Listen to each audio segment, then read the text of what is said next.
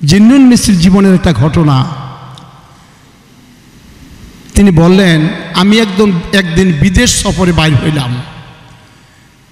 আমি গ্রামের মেঠো পথ দিয়ে চলছিলাম, দেখলাম সমস্ত জমিনগুলি বরফে আবৃত হয়ে গেছে, এরকম পুরো বরফ হয়ে গেছে।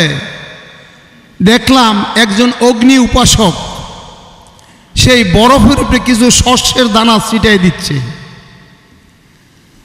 জিন্নুন বললেন, আমি তাকে প্রশ্ন করলাম, তুমি কি করতেছ? সেই অগ্নি উপাসক বললেন, হুজুর, সমস্ত জমিন বরফে আবৃত হয়ে গেছে, পাখি পক্ষীকুল তাদের খাদ্য খুঁজে পাচ্ছে না। হুজুর, আমি এই বরফের মধ্যে শস্যের দানাগুলো ছিটাই দিচ্ছি, পক্ষীরা যেন অনায়াসে তাদের আদার খুঁজে পায়। জুনায়েদ বললেন, এইসব বেহুদা কাজ আমি পছন্দ করি না। অগ্নি উপাসক বললেন, হুজুর, আপনি পছন্দ করেন না নাই করেন, আমার দৃঢ় বিশ্বাস এই শস্যের দানা একদিন ফলবান বৃক্ষে পরিণত হবে এবং আমাকে ফলে ফুলে সুশোভিত করবে। হযরত জিন্নুন বললেন, এর বেশ কিছুদিন পরে আমি হজ করতে খানায়ে কাবাতে গেলাম।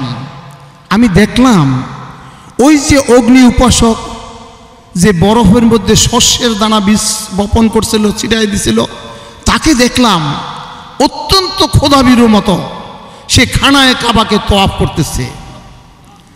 খানায়ে কাবার তোয়াফ করে সেই অগ্নি উপাসক আমার কাছে আসলেন। আইসা বললেন, হুজুর, দেখলেন আমার সেদিনকার শস্যের দানা আমাকে কিভাবে ফলবান বৃক্ষে পরিণত করেছে?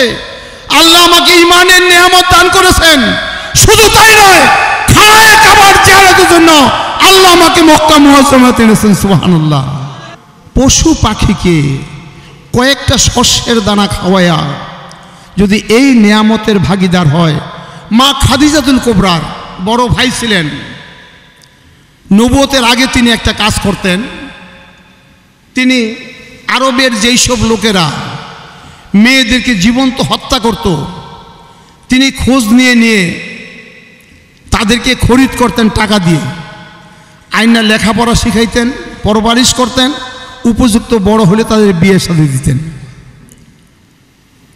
নবুয়তের পর তিনি নবীজির দস্তে ইসলাম কবুল করলেন।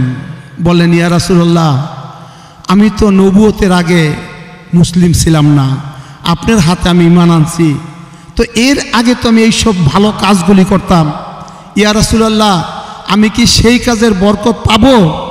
বলে, সেই কাজের বরকত হইতে আপনি ইসলাম পাইছেন। সুবহানাল্লাহ।